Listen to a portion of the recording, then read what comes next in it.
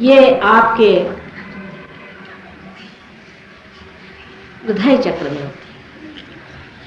हृदय चक्र, हृदय से मतलब है कौन है?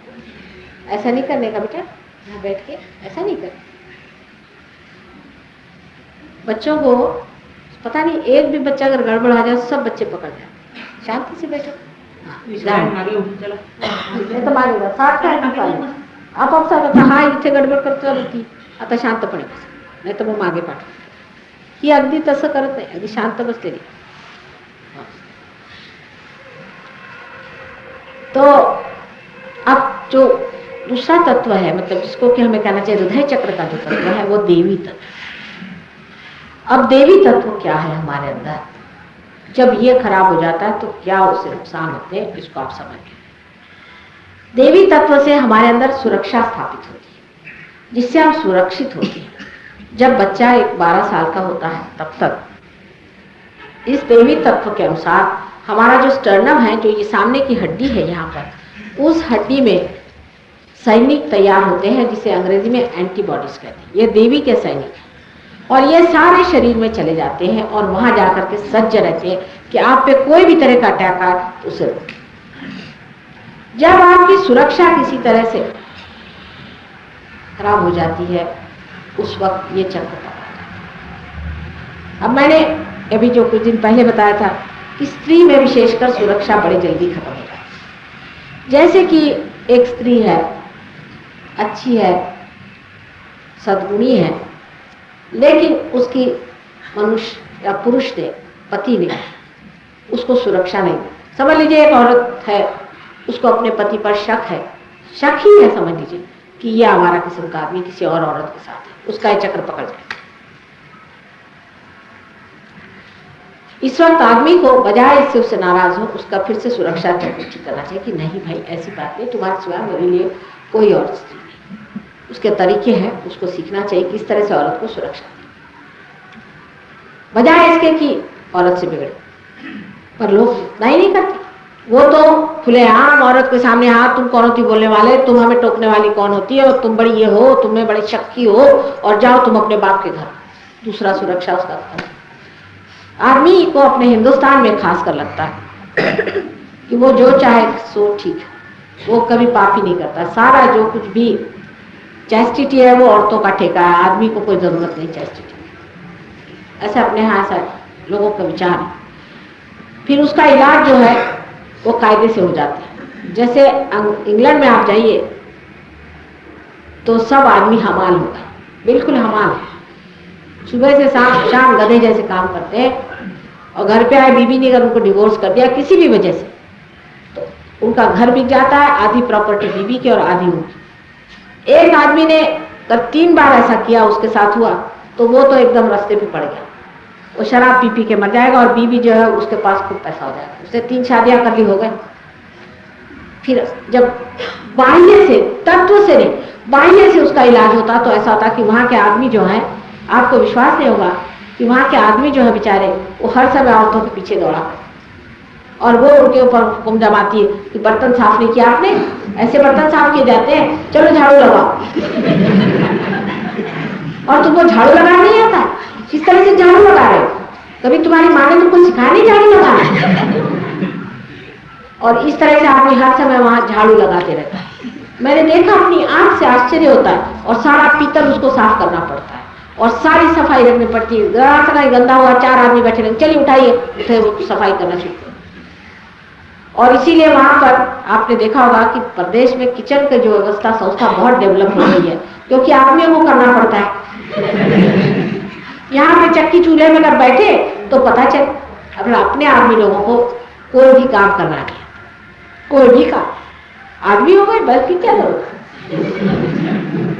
कोई भी घर का काम करना, कोई भी चीज ठीक से करना, इससे उनको कोई मतलब नहीं। जैसे कि हमने देखा कि जब वो विलायत जाते हैं तो उनके छत के पन्ने छूट जाते हैं। आदमी खाना बनाना उनको आता नहीं, बर्तन धोना उनको आता नहीं, झाड़ू हाथ में लेना उनको आता नहीं, कोई काम करना नहीं।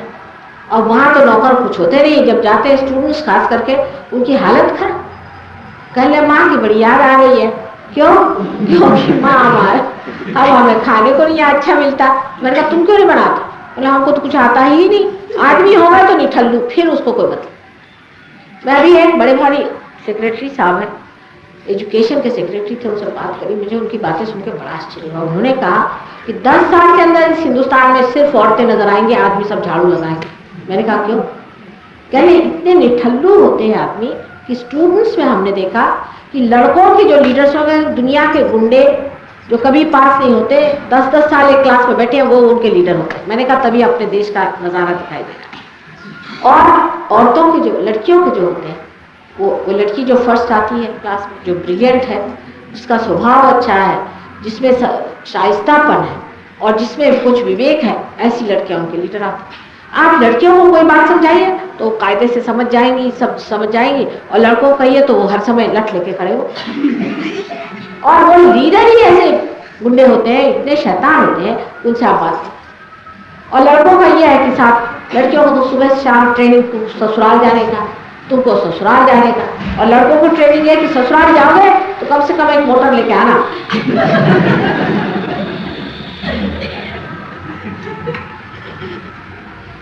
तो इस तरह से जब हम किसी भी व्यवस्था के ऊपर उसके तत्व नहीं ढूंढते और उसके तत्व से उसका इलाज नहीं करता है, तब हमारे अंदर बड़े दोष आ जाते हैं। और इसीलिए विवाह का तत्व जो है समझ लेना चाहिए। और वो तत्व ये है कि हमारे अंदर हमारी जो पत्नी है वो हमारी पत्नी है। अपने देश के लोगों से ये कह रहे हैं, वहां पर उल्टा कहना पड़ता है, वहां आदमियों की सुरक्षा खराब है, उनकी हालत खराब हो जाती है। लेकिन यहाँ पर जिसका ये चक्र, जिन औरतों का खराब हो जाता है, उनको ब्रेस्ट कैंसर की बीमारी हो सकती है, तपेदिक की बीमारी हो सकती है। ब्रेस्ट कैंसर की बीमारी ज्यादातर इससे होती है। अब इसकी बीमारी को ठीक करना है, अगर किसी उसके मर्द से कहे कि भाई अपनी बीवी की सुरक्षा ठीक करो, तो मेरी बात नहीं मानेगी, वो कभी मान ही नहीं सकता। और डॉक्टर लोग इसको ठीक नहीं कर सकते, बस वो कहेंगे अच्छा ऑपरेशन कर डालो, काम करो। कैंसर हुआ, काट डालो, नाक काट डालो, कान काट डालो, यहाँ से ये काट डालो, बस कैंसर का आदमी चल रहा है, आधी चीज उसकी गायब है और थोड़ी चीजें हैं उसके सारे चल रहा। सहयोग ऐसी चीज, सहयोग तत्व पे उठाता है, इसका कौन सा तत्व खराब है उसे देखता है, उसे ठीक। अब नाभि चक्र के चारों तरफ जो महान तत्व हमारे अंदर है, जिसे कि धर्म तत्व कहना चाहिए, उस धर्म तत्व को संभालने वाला जो तत्व है, उसका जो आधार है, जिसका जो मार्गदर्शन करता है, वो गुरु तत्व है। और ये गुरु तत्व अगर खराब हो जाए तो कैंसर की बीमारी बहुत आसानी से हो जाती है। सबसे आसान तरीका कैंसर का अगर खोजना है तो आप किसी गलत गुरु के पास चले जाइए, 5 साल के आपके अंदर कैंसर ना आ जाए तो। अब मैं 10 साल पहले से बता रही हूँ इन गुरुओं के नाम, ये कैसे गुरु घंटाल हैं, इनके पास मत जाओ, ये तुमको नुकसान करेंगे, ये करेंगे, सब मैं बता रही हूँ। तो सब मुझे ही समझाते थे, माँ ऐसा नहीं कहो, तुमको लोग बंदूक चला देंगे, तुमको मार डालेंगे, फलाना ठिकाना। मैंने कहा किसी की हिम्मत हो तो चलाए बंदूक, और नाम तक मैंने बताया, सब कुछ किया, और सब गए, मार खाया और मेरे पास या तो हार्ट अटैक आ जाएगा, हार्ट अटैक नहीं दिया उन्होंने, इतनी कृपा करके छोड़ ही दिया, तो पागलपन दे देंगे, एपिलेप्सी दे देंगे, उस पर भी उनको चैन नहीं आया तो कैंसर दे देंगे, सीधे सीधे ले लीजिए। तो क्या आपने उनको रुपया चढ़ाया तो कुछ तो आपको देना ही चाहिए। आखिर आपने उनकी इतनी सेवा करी, गुरु की, उनके इतनी जेब भरी है, तो कुछ ना कुछ आपको मिलना ही चाहिए। और गुरु तत्व जब हमारा खराब हो जाता है, तब इतने तरह के कैंसर इंसान में हो सकते हैं जिसकी कोई मतलब जे पेशानी है, इसको किसी के सामने झुकाने की जरूरत है, हर जगह मत्था टिकाने की जरूरत है। हाँ ठीक है, अपने माँ बाप है, ठीक है आप टिकाइए, पर किसी को गुरु मानकर उसके आगे माथा टिकाने की जरूरत नहीं है। पहले आपको मालूम होना चाहिए गुरु वही जो परमात्मा से आपको मिलाता है। अब मेरा उल्टा हाल, मैं लोगों से कहती भाई मेरे पैर मत छुओ, 6-6 हजार आदमी मेरे पैर पे सर मारते, ऐसे पैर मेरे फूल जाते हैं वाइब्रेशन से। मैं कहती मत छुओ तो नाराज हो जाते हैं, मार्गदर्शन नहीं देना चाहते। सभी सहजियों से विनती है, हमारे इस चैनल को सब्सक्राइब करके सहज को फैलाने में हमारी मदद करें। जय श्री माता जी।